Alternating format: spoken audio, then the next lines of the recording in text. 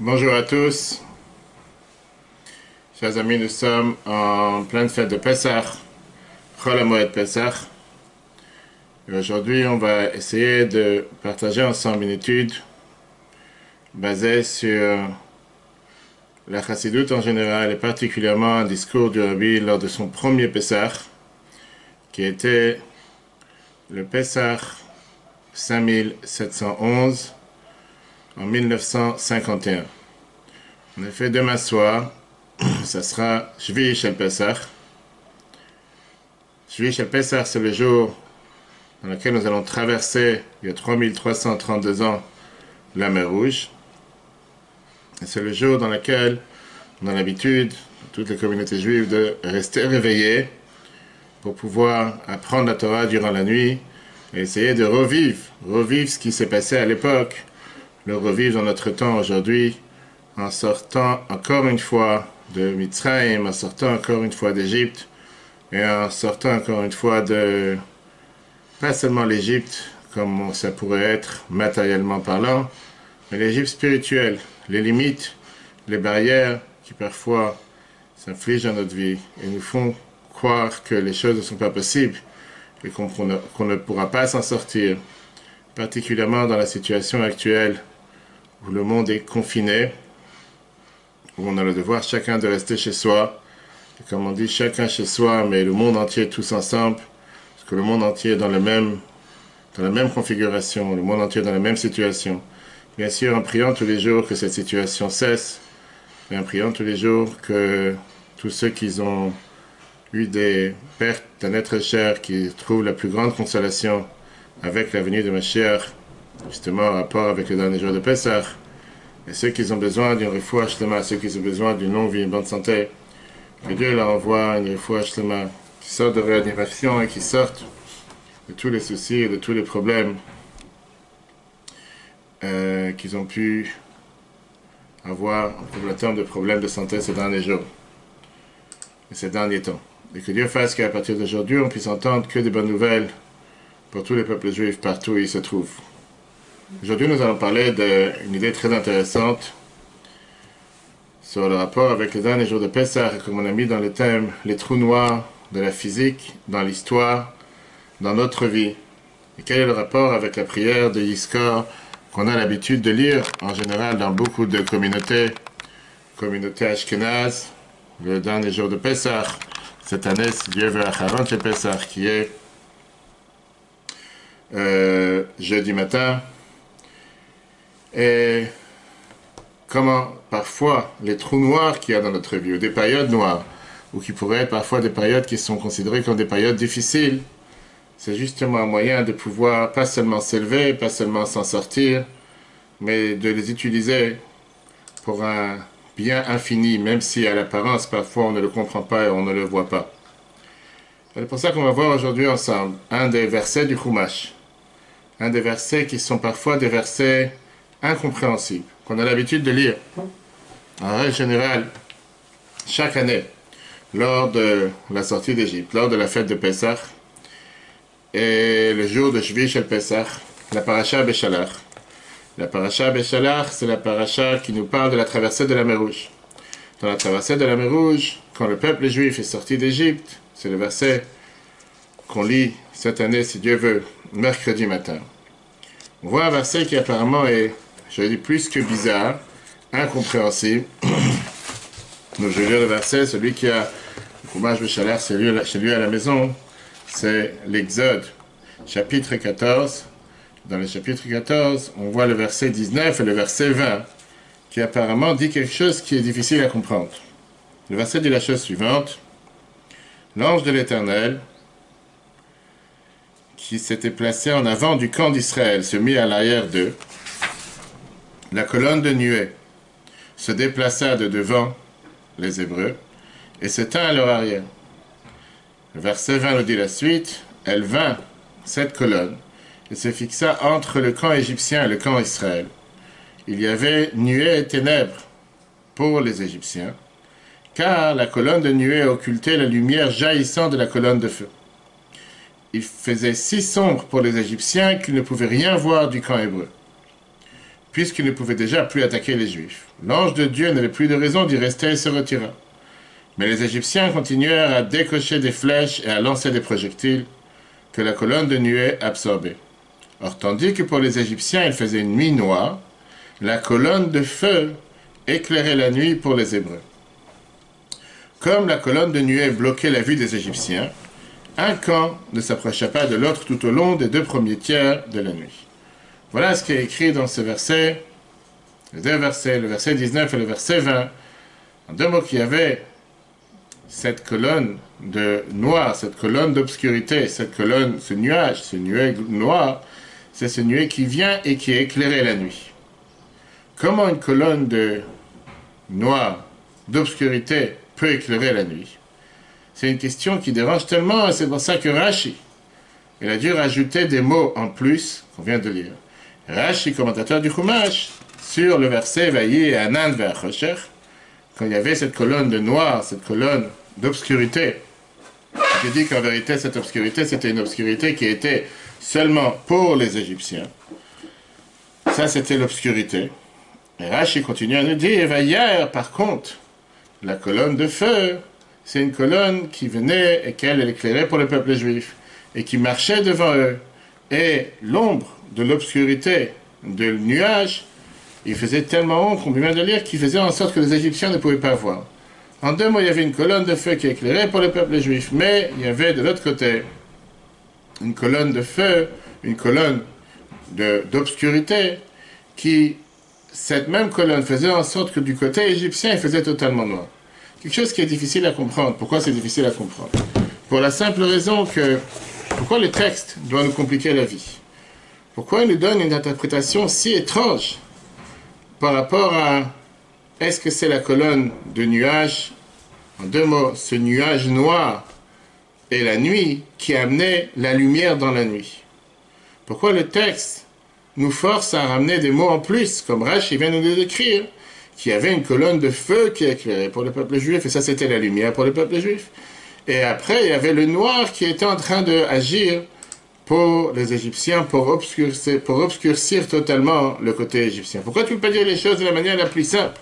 Quand tu lis le verset, et quand tu vois que dans le verset c'est écrit Vayi Anan ve'achosher, il y a eu cette colonne, ce nuage et cette obscurité, Vayer et Alayla qui éclairait la nuit, tu te dis il y a quelque chose qui ne va pas. Comment quelque chose de noir peut éclairer la nuit? Ça n'a apparemment pas de sens. Alors bien sûr, on vient de voir l'explication de Rashi, mais aujourd'hui ensemble, chers amis, on va voir une explication chassidique, et pas seulement une explication chassidique, on va comprendre qu'est-ce que cela veut dire dans la vie de chacun d'entre nous, particulièrement en rapport avec les situations actuelles, les situations dans lesquelles le monde se trouve.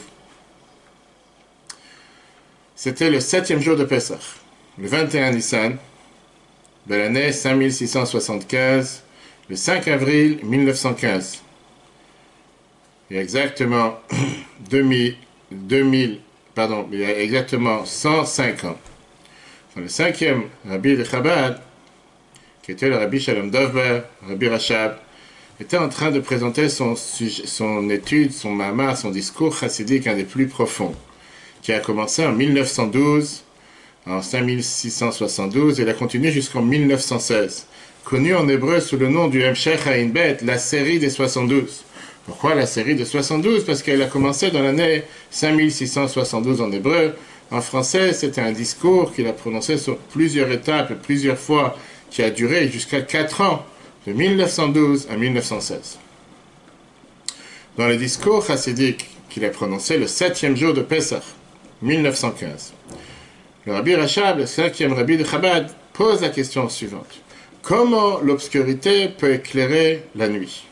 La nuit, par définition, c'est un moment d'obscurité, c'est un moment noir. Et d'ailleurs, c'est pour ça que c'est appelé nuit. Nuit parce qu'il fait noir, il fait sombre. Donc comment tu pourrais voir la lumière à travers la nuit? Comment l'obscurité pourrait créer de la lumière?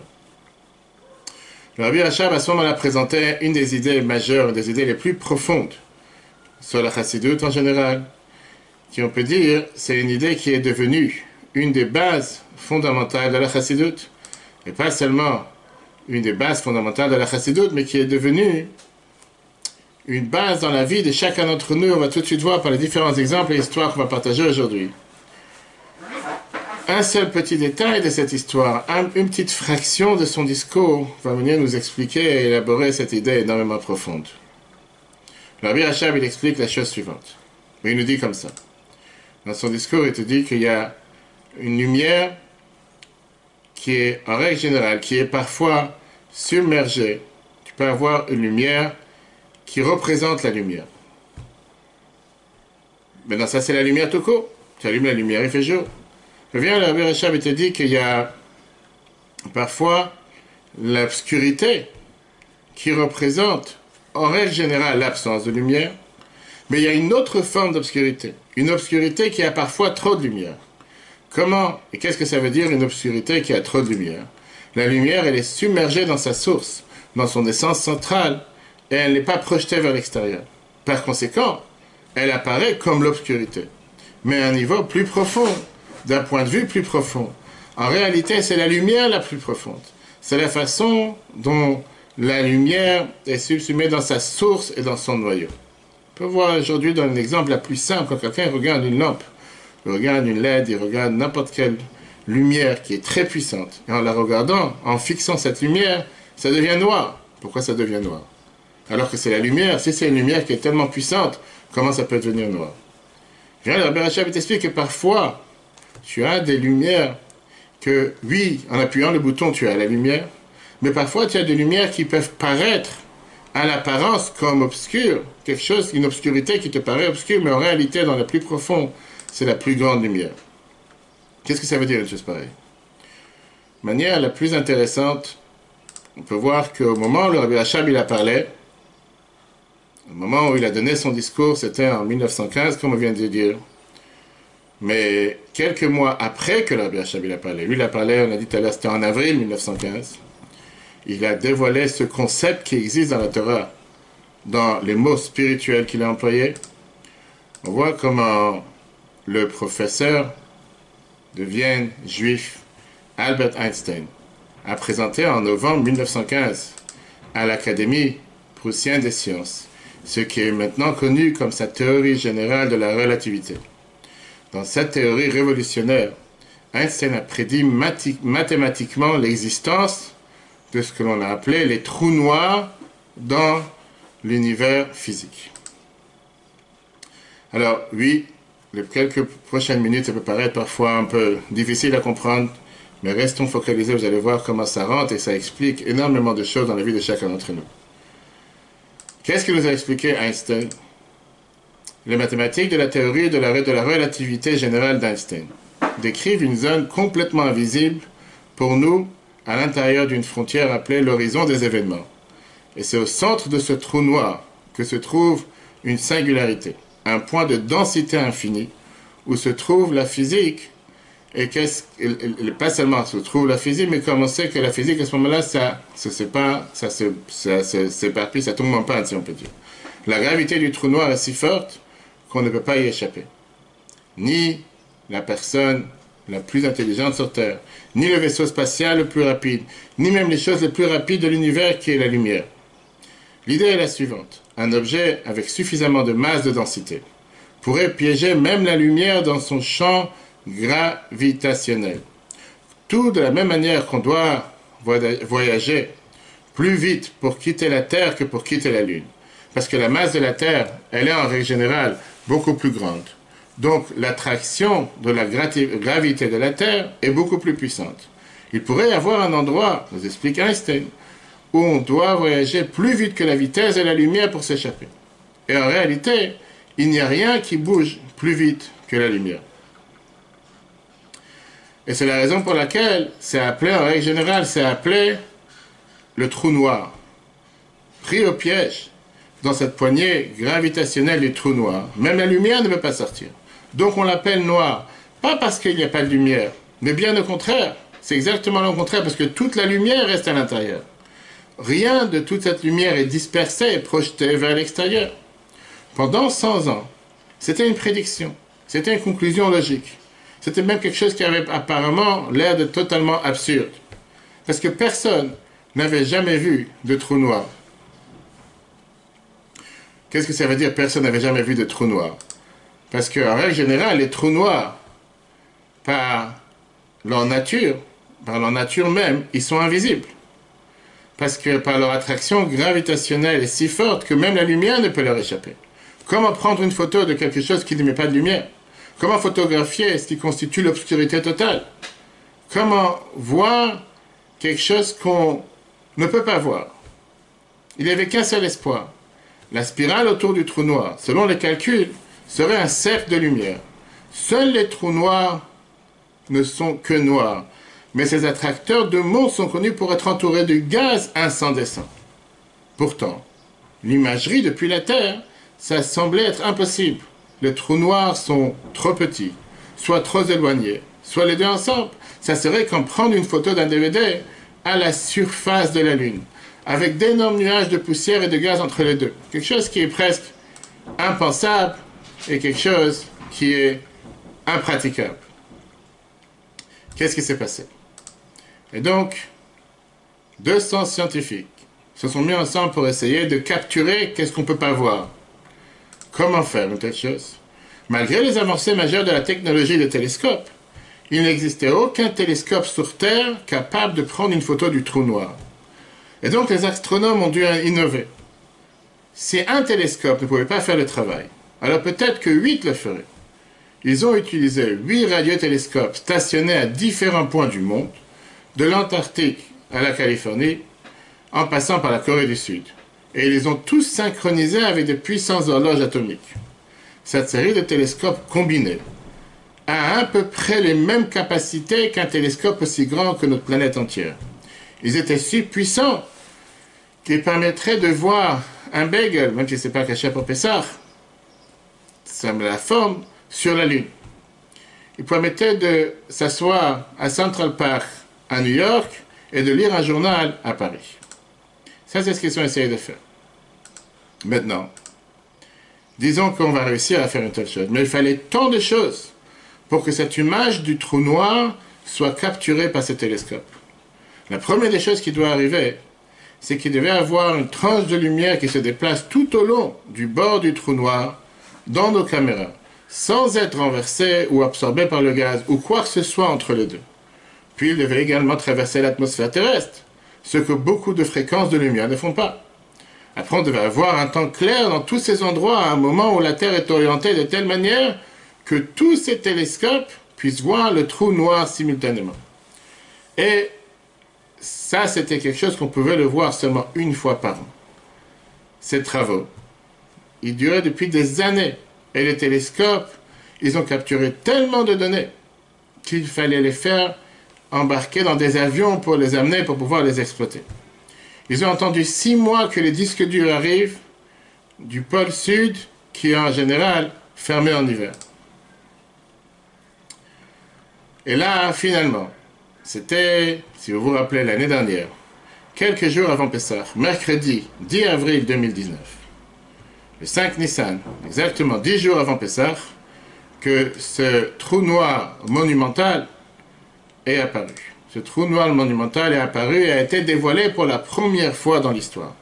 C'était presque indescriptible. C'était incroyable. Les scientifiques ont réussi à photographier un trou noir 6 milliards et demi de fois plus lourd que le Soleil à une distance stupéfiante de 53,5 millions d'années-lumière. Pour la première fois dans l'histoire, ils nous ont été capables de voir, on a été capable de pouvoir, on nous a montré à quoi ressemble un trou noir à environ 55 millions d'années-lumière, 6 milliards et demi de fois la masse de notre Soleil. Pardon. Ce cercle sombre au centre, qui mesure 25 milliards de miles de diamètre. C'est ce cercle sombre qui est l'espace où la gravité attire même la lumière. La photographie révolutionnaire détaille le soi-disant horizon des événements de trous noirs, que le soi-disant cercle autour de trous noirs, que lorsque vous le passez, il n'y a plus un retour en arrière, même la lumière ne peut pas y échapper, et le disque incandescent de gaz qui surchauffe en orbite. Voilà ce qui s'est passé l'année dernière, quelques jours avant Pessah. Maintenant, pas seulement les trous noirs ont été tirés de long, pour la toute première fois, l'humanité a photographié une de ces bêtes cosmiques insaisissables. Nous avons vu ce que nous pensions être insaisissable. Einstein est arrivé avec brio. Ce qu'il a enseigné en novembre 1915 sur l'univers physique. Ce que le Rabbi de Lubavitch avait enseigné à Pessah 1915, en avril, à propos de l'univers spirituel, nous le commençons à voir de nos propres yeux physiques à l'aide des télescopes quand ils ont été positionnés. Alors vous allez me dire, c'est magnifique, mais quel rapport avec nous aujourd'hui? C'est vrai que l'astronomie et la cosmologie sont fascinants, mais quelle est la pertinence personnelle pour la vie de chacun d'entre nous? Est-ce qu'on est en train de faire un cours de physique, ou bien on est en train de parler sur quelle est la spécialité des derniers jours de Pessah? Eh bien, c'est pourquoi, quelques mois avant qu'Einstein partage sa théorie sur la structure de l'univers physique, que le Rabbi Lubavitch, le Rabbi Rachab, partageait la structure de l'univers spirituel. La dynamique métaphysique sous-jacente plus profonde du trou noir. Chaque réalité physique a ses racines dans l'énergie divine spirituelle de l'univers et se reflète donc dans nos vies psychologiques, émotionnelles et spirituelles. Et c'est tellement riche et tellement vrai, particulièrement dans la période dans laquelle nous sommes aujourd'hui. Période qui peut paraître être un grand trou noir, un grand moment noir, un grand moment dans lequel l'humanité tout entière a des doutes, a une incertitude, se pose des questions et ne sait pas comment y faire face, qu'est-ce qui va se passer, quel est le lendemain. Personne n'a de réponse claire. Mais justement, regardons le dernier siècle, pour ne pas aller trop loin. Car, rappelez-vous que le Rabbi Rachab en a parlé, c'était à Pessah 1915, avril 1915. Einstein l'a découvert quelques mois plus tard, en novembre 1915. 1915 a inauguré le siècle le plus sombre de l'histoire humaine, avec 2 guerres mondiales. Ces 2 guerres mondiales ont effacé 100 millions de personnes, fait un ravage sur notre planète, en plongeant dans ce qui semblait être une mer infinie des ténèbres. La souffrance du XXe siècle, c'est une souffrance qui est indescriptible. Au début de l'année 1915, on pensait encore que la guerre qui avait commencé en août 1914 entre l'Autriche-Hongrie et la Serbie allait bientôt se terminer. Personne n'a réalisé qu'est-ce que ce serait la guerre la plus meurtrière de l'histoire. Il qui servirait de catalyseur à une guerre encore plus meurtrière, la Deuxième Guerre mondiale, 20 ans après la fin de la Première Guerre mondiale, en 1919. Le discours que le Rabbi a présenté ce Pessah 1915 au sujet des trous noirs spirituels devait peut-être également nous aider à naviguer le siècle prochain. Son message est un message révolutionnaire. Parfois, ce qui peut sembler le plus noir dans nos vies, en réalité peut contenir la lumière la plus profonde. Il est tellement noir, pas parce qu'il n'a pas de lumière, mais parce que toute la lumière est à l'intérieur. Habituellement, la lumière s'échappe et se disperse. Dans les trous noirs, la lumière reste concentrée à l'intérieur. Donc personne ne peut voir la lumière. Ça, c'était l'idée qu'a développée le Rabbi Rachab. Qu'est-ce que cela voudrait dire dans la vie de chacun d'entre nous? Lorsque parfois on rencontre un moment sombre, ou une expérience de notre vie, et qu'on a l'impression que cela nous entraîne dans une folie avec aucune puissance, une puissance sans fin, on peut parfois désespérer. Et on peut parfois, pas seulement désespérer, on peut parfois tomber dans la déprime totale. Vient le Rabbi Rachab avec son message Pessah 1915, et il nous dit comme quoi on ne doit pas le combattre. Au contraire, on doit se laisser entraîner dans cet espace mystérieux, où on pourrait découvrir une lumière infinie. Bien sûr que ce n'est pas facile d'en parler, c'est sûr que ce n'est même pas facile de le pratiquer. Mais c'est là une des idées de base fondamentales de la Chassidut Chabad, de la mystique juive, la philosophie Chabad. Ce que nous avons l'habitude d'appeler les malédictions sont en règle générale des bénédictions cachées. Parfois, nous n'avons pas les réceptacles pour voir comment ils sont des bénédictions. Ce que nous appelons des moments de crise, c'est en réalité souvent une invitation à découvrir la lumière la plus profonde. Et une lumière si puissante et si profonde, si infinie, que puisqu'elle est tellement forte, elle ne peut pas être projetée en tant que lumière. Je vais vous demander une question. Est-ce que vous savez comment le micro-ondes a été inventé? Le micro-ondes qu'on utilise aujourd'hui, qu'il n'y a pas une maison qui ne peut pas y penser comment l'utiliser, elle a été créée par un accident de quelqu'un qui était orphelin et qui n'a jamais fini l'école qu'il a commencé à un jeune âge. Et pour savoir Cet homme s'appelait, celui qui a inventé le micro-ondes, Percy Spencer.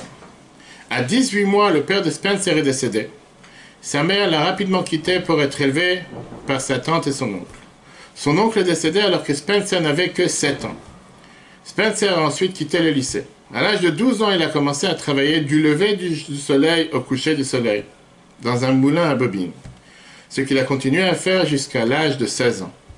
Puis Spencer a décidé de rejoindre la marine américaine, avec une compétence en génie électrique.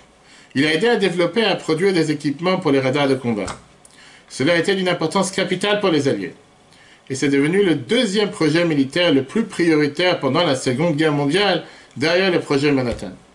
Un jour, alors que Spencer travaillait à la construction de magnétrons pour les radars, il se tenait devant un radar actif, lorsqu'il a remarqué que la barre de chocolat qu'il avait dans sa poche pour le déjeuner avait fondu. Il sentit soudain ce liquide couler à l'intérieur de sa poche.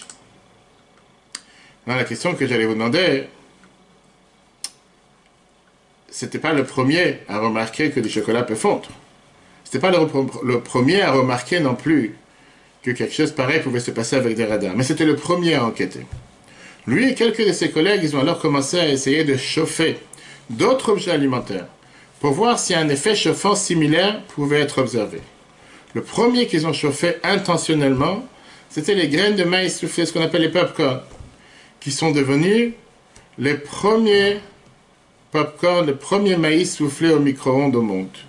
Spencer, il a alors décidé d'essayer de chauffer un œuf et il a obtenu une bouilloire avec un trou sur le côté. Puis il a mis l'œuf entier dans la bouilloire et a positionné le magnétron pour diriger le micro-ondes dans le trou. Le résultat a été que l'œuf a explosé à la face d'un de ses collègues, parce qu'il regardait dans la bouilloire pendant que l'œuf explosait. Et c'est là, chers amis, que le premier micro-ondes a été créé. Alors, il dépose un brevet le 8 octobre 1945 pour un four à cuisson, pour un four de cuisson à micro-ondes. Et c'est là que ce premier four micro-ondes produit commercialement mesurait environ 2 mètres et pesait environ plus de 300 kg, près de 300 kg. Pour avoir une étiquette du prix sur ces premières unités, ça coûtait environ 5 000 $ le micro-ondes. Ce n'est seulement qu'en 1967 que le premier four à micro-ondes est devenu, on va dire, plus abordable et qui coûtait seulement 495 $. Et il était avec une taille qu'on pouvait poser sur le plan de travail de façon à ce qu'on peut éventuellement l'avoir dans les cuisines. Maintenant, si on réfléchit un instant à cette histoire du micro-ondes, comme beaucoup d'autres, que feriez-vous si chacun debout dans son bureau, une barre de chocolat, kasher le Pessah, dans son pantalon ou dans sa chemise, en train de fondre? Comment réagiriez-vous face au chocolat qui est en train de couler sur vos jambes? Vous pourrez s'énerver. Parfois, quelqu'un va dire une phrase très sévère. Et il va aller changer de pantalon, va changer d'habit. Spencer a décidé de profiter de l'occasion pour offrir au monde un micro-ondes. Bien, le Rabbi Hacham nous explique que la raison pour laquelle Dieu nous permet parfois d'avoir des fondus, c'est uniquement pour pouvoir générer de nouvelles inventions. Chaque situation inconfortable dans la vie peut nous obliger à inventer et découvrir de nouvelles vérités précieuses qui apporteront la guérison à nous-mêmes et à notre monde. Oui, peut-être j'ai blessé mon âme. Peut-être j'ai pas été le meilleur mari, j'ai pas été le meilleur père, ni la meilleure mère, la meilleure épouse, ni le meilleur être humain. Peut-être j'ai fait de grandes erreurs. Mais à un niveau plus profond, Dieu nous a permis à tout cela de se produire afin que je puisse construire mon propre four à micro-ondes. Un micro-ondes unique qui apportera la chaleur et la lumière dans le monde. Ça, c'est la fameuse phrase qu'une fois Henny Youngman a déclarée. Vous savez pourquoi les Juifs ne boivent pas? Parce que cela interfère avec leur souffrance. Mais il avait tort à 2 raisons, 2 titres. Premièrement, parce que les Juifs boivent, même si on boit de manière limitée, on a bu les 4 verres la veille de Pessah, on a l'habitude de dire l'Echaim, de manière mesurée, comme le Rabbi a demandé des centaines et des centaines de fois l'importance de toujours pas dépasser 4 petits verres qu'ensemble, ça ne fait qu'un révite, qui veut dire 8 centilitres. Mais deuxièmement, on ne veut pas de douleur. Chaque matin dans la prière, chaque matin dans la tefila, on n'arrête pas de demander à Dieu, Al tevienu liden Isayan. ne nous amène pas à l'épreuve. On ne préfère pas avoir à traverser des moments difficiles. On ne recherche pas les souffrances, même si elles nous rendent plus forts. On préfère apprendre les leçons et obtenir l'inspiration dont nous avons besoin par des moyens agréables et confortables. Sans ce confinement, sans cette épidémie qui est parfois sur la planète, qu'on ne peut même pas comprendre et que les gens sont tellement pleins de crainte de qu'est-ce qui va être fait le lendemain. Pourtant, la réalité de la vie est que nous avons tous nos parts de défis. Nous avons tous nos parts de difficultés et tous nos parts d'épreuves. Et tant que cela est le cas, la réponse juive aux défis de la vie, et c'est d'en faire un tremplin pour un changement positif. J'ai un ami qui a partagé avec moi cette histoire personnelle. Il me disait la chose suivante. Mon entreprise fonctionnait si bien depuis 10 ans que je pensais que je me dirigeais vers une retraite anticipée. Mais les 6 derniers mois ont complètement anéanti son espoir. On ne parle pas maintenant de cette période à cause du confinement. Il y a quelques mois. Son entreprise a beaucoup baissé. D'un directeur d'une grande entreprise, il est devenu à se mettre à rechercher un emploi à temps partiel dans les petites annonces en ligne. Presque du jour au lendemain, sa fortune a fait un virage à 180 degrés. Et il me disait comme quoi il ne peut plus profiter du style de vie luxueux qu'il avait autrefois. Je ne possède plus de maison de vacances, j'ai vendu mon yacht, j'ai du mal à conserver une vie familiale. Mais avec tout ce qui se passe et avec tout ce qui est en train de se passer, quelque chose de bizarre s'est produit. Voilà ce qu'il raconte. Tout le monde autour de moi s'attendait à ce que je m'effondre. J'étais un bourreau du travail. Mon entreprise était ma vie. Et voir cette baisse aurait dû signifier que j'allais m'en aller avec. Mais je ne l'ai pas fait. C'est exactement le contraire qui s'est produit. Avec moins de travail dans mon assiette, j'ai maintenant eu plus de temps à consacrer à ma famille. Et il me dit, tu devines quoi? J'apprécie. J'ai appris à connaître ma fille de 8 ans mieux que jamais, car j'ai de l'espace pour l'écouter. J'étais au bureau tous les soirs jusqu'à 23 heures. Et maintenant, je suis à la maison pour mettre les enfants au lit, leur lire une histoire, les embrasser avant de dormir. J'avais l'habitude de manger des plats emportés chinois, kasher, sur mon ordinateur tous les soirs. Mais maintenant, je m'assois et je mange avec ma famille. J'entends parler de leur journée, je partage la mienne avec eux. J'ai même commencé à me promener avec ma femme, comme nous l'avons fait quand nous étions jeunes mariés. J'ai réalisé ce qui est vraiment important, et où mon temps et mon énergie devaient vraiment être dépensés. Dieu merci que je suis tombé en panne, que j'ai eu ce fondu, que j'ai eu ce trou noir. Sinon, je serais si riche et pourtant si pauvre. J'aurais peut-être tout eu, mais je n'aurais rien eu. Voilà son histoire. Et la réalité, c'est qu'on l'a tous vu, dans notre propre vie et dans la vie de ceux qui nous entourent. Comme j'ai dit plusieurs fois, ayant la chance d'être aumônier des hôpitaux et aumônier des prisons, combien de fois on voit des gens qui souffrent avec la maladie? Et parfois, la maladie apporte une perspective plus profonde de la vie. Comme je dis, avec ce qui se passe aujourd'hui, il y a eu tellement d'amis et de proches, et tellement du peuple juif, et tellement de l'humanité qui souffre, des fois en réanimation. Et que je parlais avec un ami à New York la semaine dernière, qui était encore une réanimation. Et qui disait comme quoi, il regrette le fait que pendant toutes ces années, il n'a jamais remercié Dieu sur le fait qu'il respire. Il n'a jamais remercié Dieu sur le fait que sa respiration fonctionne comme il faut. Maintenant qu'il se trouve en réanimation et grâce à Dieu, il commence à s'en sortir, je comprends l'importance de qu'est-ce que ça veut dire pouvoir respirer. Mais parfois, justement, la maladie apporte une perspective plus profonde dans la vie. Parfois, la rupture de la relation nous permet de trouver le véritable amour et l'humilité. Parfois, le décès d'un être cher nous donne une nouvelle appréciation de notre court séjour dans ce monde et la spiritualité de la vie. Ce que l'âme juive comprend, c'est qu'il y a 2 formes de lumière, comme a dit justement le Rabbi Rachab. La lumière qui apparaît en tant que lumière et la lumière qui apparaît comme obscurité. Alors c'est vrai que les bons moments sont des bons moments et qu'on va en profiter. Mais les moments difficiles sont là pour qu'en réalité, pas seulement pour nous rendre bons. Comme on dit que les problèmes, ce sont que des opportunités, en réalité, avec des épines.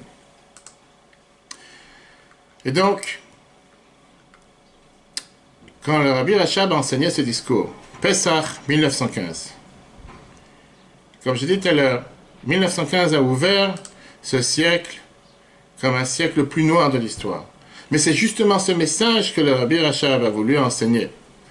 Nous voyons tous et nous avons tous l'habitude de voir les ténèbres comme des trous noirs dans la physique moderne, qui est rempli de lumière sans fin, qui ne lui permet pas de s'échapper à son attrait. Notre travail consiste à pénétrer le trou noir et à révéler sa lumière intérieure. Ça, c'est aussi la lumière de Mashiach.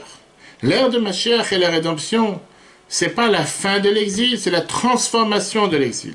Quand on prend en hébreu le mot Géoula qui veut dire la rédemption, Gola qui veut dire l'exil, il y a juste un Aleph à l'intérieur. Il y a un Aleph qui différencie entre l'exil et la délivrance. Le fait qu'on doit mettre le Aleph qui est le Alouf Shalom, le maître du monde à l'intérieur de cet exil, et ça devient la délivrance. C'est cette transformation qu'on attend les derniers jours de Mashiach. Ça révèle la vraie nature de l'obscurité du trou noir. La maison de la lumière infinie qui est au-delà de la projection de la lumière. L'avant-goût de cette époque, c'était le fractionnement de la mer, qu'on va tous revivre, si Dieu veut, demain soir, ce qui s'est passé il y a 3332 ans, lors de l'ouverture de la mer Rouge. Comme le lit d'eau qui se cache tellement au-dessus a été divisé, et ce qui est caché est sorti pour être révélé. On sait très bien que dans la Chassidoute, la mer est appelée le monde où tout est caché. Quand on regarde la mer, on ne voit rien à l'intérieur, alors qu'il y a toute une vie, il y a tout un être, que tout ce qu'il y a sur la terre existe dans la mer.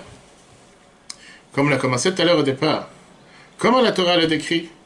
La Torah décrit ce moment, le nuage et l'obscurité ont illuminé la nuit.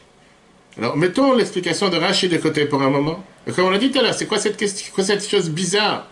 Comment est-ce possible que la Torah est en train de te dire des mots qui sont incompréhensibles? Comment le nuage et l'obscurité peuvent venir illuminer la nuit?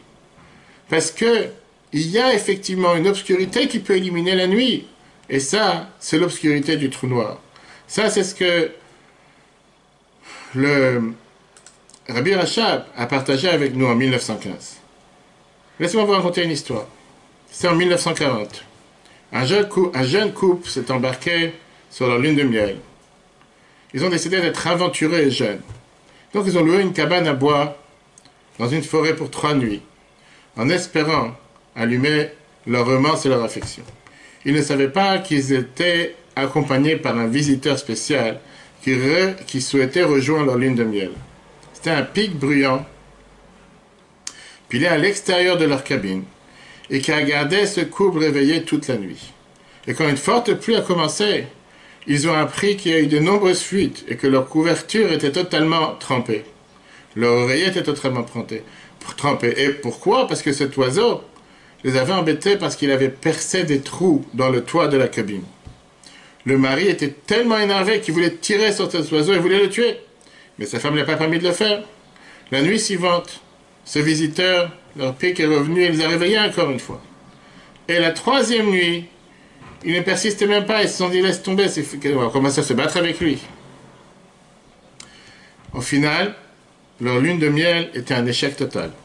Une lune de miel misérable, un désastre absolu. Ce qui était censé être le plaisir de leur vie s'est avéré une expérience lugubre. Cela ne pouvait même pas empirer, il n'y avait pas pire que ça. Pourtant, sur le chemin du retour, le couple a décidé de penser le contraire. Ils ont dit la phrase, ils se sont dit comme ça. Nous avons eu une lune de miel extrêmement réussie. Maintenant, nous devons juste comprendre comment elle est réussie. Et puis, la femme a suggéré que son mari, qui est un animateur, fasse une bande dessinée sur cet oiseau. En effet, ce jour-là, Woody Woodpecker est né.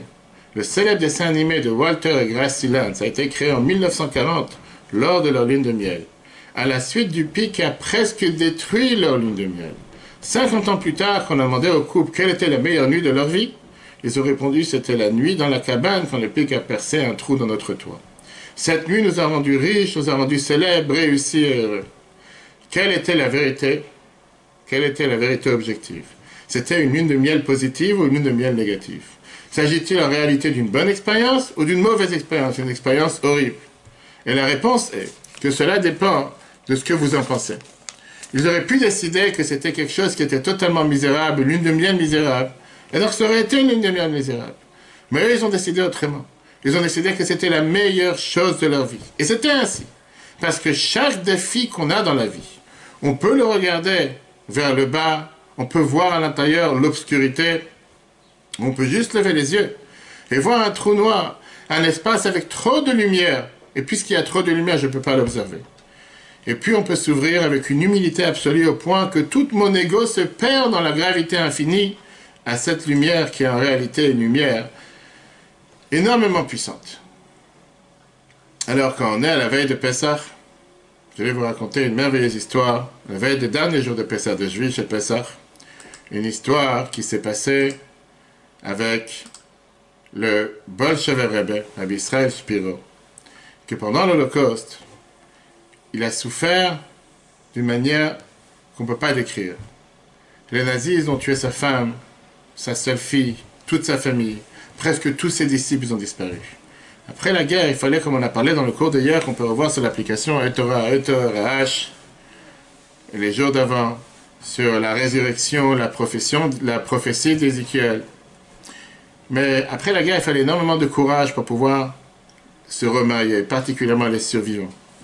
Après sa libération de Bergen-Belsen, quelqu'un a proposé un match à Shidduch, à ce Bolshever Rebbe, une femme veuve qui a survécu de manière miraculeuse avec ses 4 enfants. Cette femme s'appelait Bronia, qui est devenue la Bolshever Rebbetzin. Des années plus tard, quelqu'un a demandé au rabbi de Bolshev, il a demandé comment il savait, malgré tout ce qu'il a passé comme souffrance, qu'il voulait se marier avec cette femme. Quel était le coup de foudre entre eux? Et le Bolshever Rebbe a raconté cette merveilleuse histoire. Il a dit une fois, quand il était à Bergen-Belsen, il est parti voir les officiels du camp pour leur demander la permission de pouvoir faire des matzot pendant Pessah. Et de manière totalement qui ne s'attendait pas du tout. Les commandants SS ont répondu oui, ok. Mais tout celui qui veut faire des matzot avec toi, il doit écrire son nom sur un papier et on va envoyer la demande à Berlin. Bien sûr que la majorité des Juifs n'ont pas voulu écrire leur nom sur un papier. Parce qu'ils se sont dit que si jamais ils écrivent leur nom, ça veut dire qu'ils sont en train d'écrire leur enterrement et le jour de leur enterrement. Ils savent très bien que c'est pour être dénoncé et être tué juste après. Mais le rabbi disait la chose suivante. De toute façon, on n'a rien à perdre. On va mourir de toute façon. Quelle différence si on écrit le nom maintenant ou pas? Et donc le rabbi et 4 autres hommes ont écrit leur nom sur un papier pour demander la permission de pouvoir faire des matzot dans le camp à Bergen-Belsen. Et c'est ce qu'ils ont donné aux dirigeants du camp, qu'ils allaient envoyer, soi-disant, la demande à Berlin. Mais juste après, ils ont regretté de leur décision. Ils ont eu peur que c'était comme s'ils faisaient appel aux nazis en leur disant « S'il vous plaît, venez, tuez-nous ». Parce que maintenant, ils allaient être découverts, ils allaient être démasqués. Quelques semaines plus tard, les officiels du camp sont revenus et leur ont dit « Ok, qui sont les 5 personnes qui ont signé sur un papier qu'ils ont dit qu'ils veulent faire des matzot? Venez avec nous ». Et donc ces 5 hommes sont venus, le Bolshever Rebbe avec les 4 autres personnes, en pensant que c'était le dernier moment de leur vie. Ils ont dû en voir à leurs amis. Mais à la place de se faire tuer, les officiels du camp, ils les ont informés comme quoi leur demande a été acceptée. Et ils ont pu faire des matzot. La question qui se posa à ce moment-là, qui allait bénéficier de ces matzot? Il n'y avait que quelques petites matzot et des dizaines de milliers de juifs à Bergen-Belsen. Une maman de 4 enfants se rapproche et elle dit la chose suivante. Est-ce que vous pourrez couper quelques petits morceaux de matzah pour mes enfants? Les autres ont commencé à débattre en disant, mais tes enfants, ils sont encore petits, ils ne sont pas obligés de manger la matzah. L'obligation, c'est pour les hommes, les femmes qui sont au-dessus de bar et bat mitzvah. Et elle a répondu la phrase suivante. Mes enfants sont la prochaine génération. Ils doivent savoir c'est quoi le matzot. Eux, ils sont le futur du peuple juif. Ils doivent recevoir la matzah avant n'importe quelle autre personne sur terre. Et le Bolshever Rebbe a pris les matzot et les a donnés à ses enfants. Cette femme, c'était Bronia. Cette Bronia, qui était la femme avec laquelle il s'est marié après la guerre, parce que son premier mari, il est mort à Belzec. Le rabbi l'a expliqué après. Quelle était la particularité de cette femme? Il a dit, personne à Bergen-Belsen pensait la prochaine minute. Personne ne pensait de qu'est-ce qui allait se passer le prochain jour, la prochaine semaine. La manière de survivre, la question de survie était une question de seconde en seconde. Et ici, tu as une femme qui pense qu'elle va survivre. Et elle ne pense pas seulement à survivre, mais elle pense à ce qui va se passer avec la prochaine génération. Il fait, je savais que cette femme, c'était un tel courage, qu'elle était tellement connectée avec l'histoire de Pessah, elle a cru de la manière la plus profonde, qu'elle-même elle allait expérimenter ce qu'on appelle l'exodus, son exode personnel de Bergen-Belsen. Ça, c'est la femme avec laquelle je voulais me marier. Le Bolshever Rebbe et sa femme, sa rabbinite, il a vécu jusqu'à l'âge de 99 ans, elle a 94 ans. Lui, il est décédé en 89, elle en 2004. Ils n'ont pas eu d'autres enfants après la guerre. mais il a éduqué ses 4 enfants qu'il avait connus dans les camps. Quelle était la force et quelle était la particularité de sa réponse? Cette rabbinite bonne a capturé le secret de la résilience juive. En regardant dans les ténèbres les plus profondes de notre histoire, tu es capable de voir l'espoir et la lumière. Bien sûr, on ne comprend pas. On ne peut même pas essayer de capturer dans notre cerveau cette lumière. Dans cet espace de trou noir, il y a de la place pour l'ego, pour moi qui comprends la vérité. Mais là, on parle, il s'agit de devenir un avec cette vérité. Et c'est quelque chose qui n'est pas forcément facile. Et ça, chers amis, c'est exactement l'idée de Yizkor.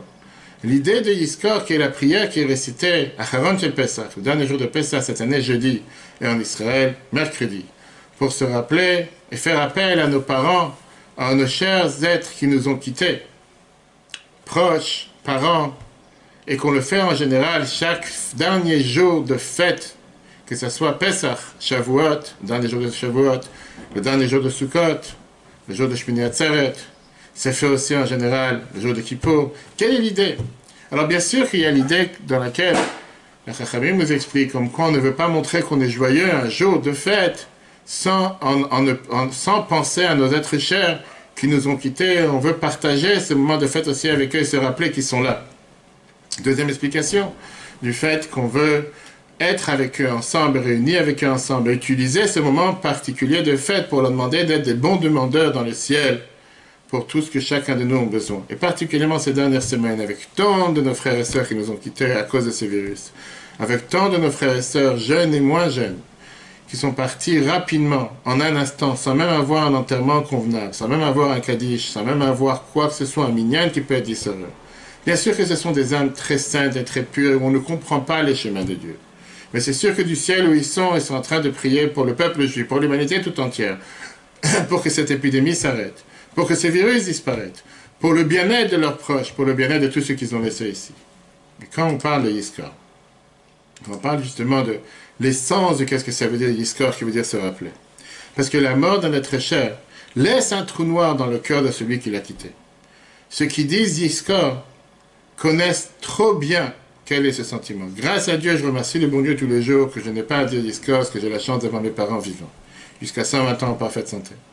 Pourtant, nous savons tous, aussi du plus profond de nous-mêmes, que chacune de ces âmes qu'il a quittées, ce ne sont pas des âmes perdues ni parties.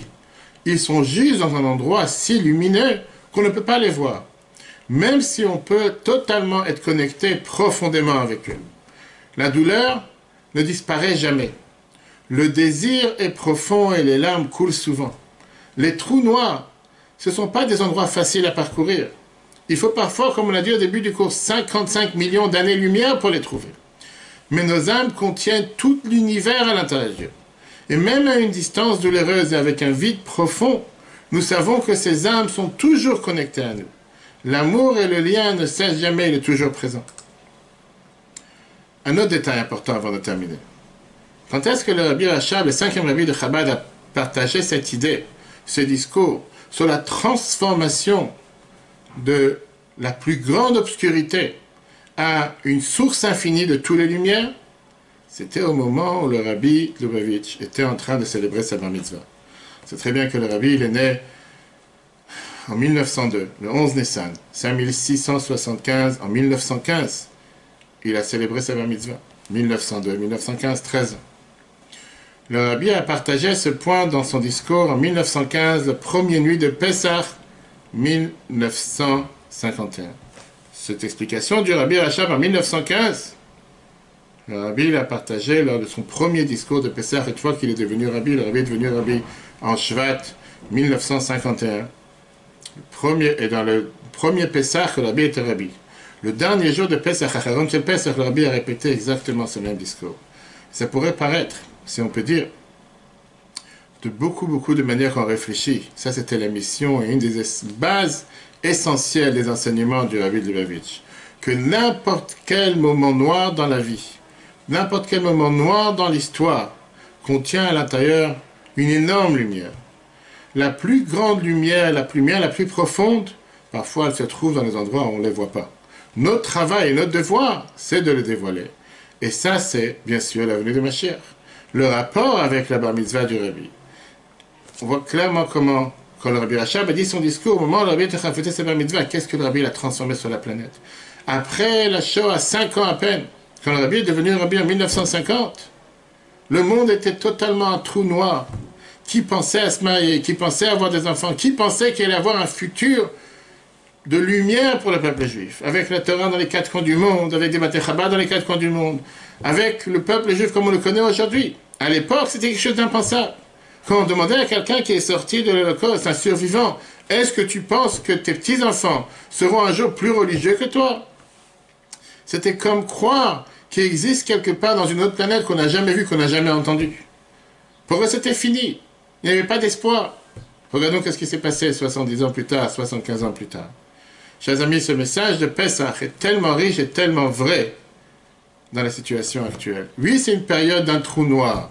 Oui, c'est une période d'incertitude, une période d'inquiétude, une période où beaucoup de gens se posent des questions, une période dans laquelle les gens se demandent quoi faire, comment faire, qu'est-ce qui va en devenir, que les gouvernements eux-mêmes ne sont pas capables de faire les bons choix, qu'ils hésitent, qu'ils prennent des décisions un jour, qu'ils regrettent le lendemain. Ne perdons pas la vision de ce que la Torah nous enseigne. Nous sommes en plein de fête de Pessah. En plein de cette fête de Pessah, c'est le moment où un instant on a été libéré du peuple le plus esclave, dans un pays qu'aucun esclave ne pouvait s'enfuir. Il y a 32 ans, à devenir le peuple qui a mérité de recevoir la Torah. Et en un instant, hier, demain soir, on sort d'Égypte, on traverse la mer Rouge. Qui pensait, il y avait la mer devant nous, il y avait les Égyptiens derrière, c'était impensable qu'on allait pouvoir s'en sortir. C'était le chaos total, à tel point qu'il y avait même un groupe de peuples juifs, comme on va parler demain dans le cours, qui est venu en disant on n'a qu'à retourner en Égypte. Le paradis sur terre. Ils ont oublié ce qu'ils ont souffert pendant tellement d'années. Mais il n'y avait pas d'autre moyen, il n'y avait pas d'autre issue. Et finalement, Dieu nous a sortis avec une main forte, avec son bras tendu. On a traversé la mer Rouge, à quelque chose qui ne s'était jamais passé dans l'histoire, pour recevoir la Torah au Mont Sinaï et après arriver en Israël. Que Dieu fasse que les miracles qu'on a vus au moment de la sortie d'Égypte, comme la Torah nous dit, que le même jour et le même miracle qu'on a vu lors de la sortie d'Égypte, qu'on puisse le revoir de nos jours, que cette épidémie disparaisse de la planète, que tous les malades guérissent, que tous ceux qui ont besoin de consolation, qu'ils aient la plus grande consolation, qu'ils savent qu'ils ne sont pas tout seuls, que le peuple juif entier souffre avec eux, pleure avec eux leur pète, mais on est confiant que c'est très très proche et que si Dieu veut, encore pendant cette fête de Pessah, on va se revoir tous ensemble, réunis avec Mashiach à Yerushalayim. Le cours sera en replay sur l'application eTorah, eTorah. Si Dieu veut, demain après-midi, on verra un merveilleux cours sur la raison et le sens particulier des 2 derniers jours de Pessah. Les jours dans lesquels on ne dit pas Tachanoun, les jours dans lesquels on traverse la mer Rouge. Comment se fait-il, pardon, pas qu'on ne dit pas Shechianu. Comment ça se fait qu'on ne dit pas Shechianu, que Dieu nous a fait revivre, qu'on remercie Dieu pendant ces dernières fêtes? Quelle est la particularité de ces dernières fêtes? Quel est le devoir de faire le repas de Mashiach cette année, si Dieu veut, jeudi soir? Jeudi soir, la fin de Pessah, avec les 4 verres de vin, en mangeant la matzah, comme c'était instauré par le Baal Shem Tov, et comme beaucoup de Sephardim, dans le monde entier, ont l'habitude de faire la Mimouna. On aura le temps d'en parler demain dans tous les détails, avec toutes les lois qui concernent les dernières fêtes. D'ici là, profitez du cours sur l'application eTorah et partagez. Que Dieu vous bénisse, que Dieu vous protège. Que des bonnes nouvelles pour tous les peuples juifs et toute l'humanité tout entière, partout où ils se trouvent. Et si Dieu veut, à demain. Chag Sameach Moadim le Simcha.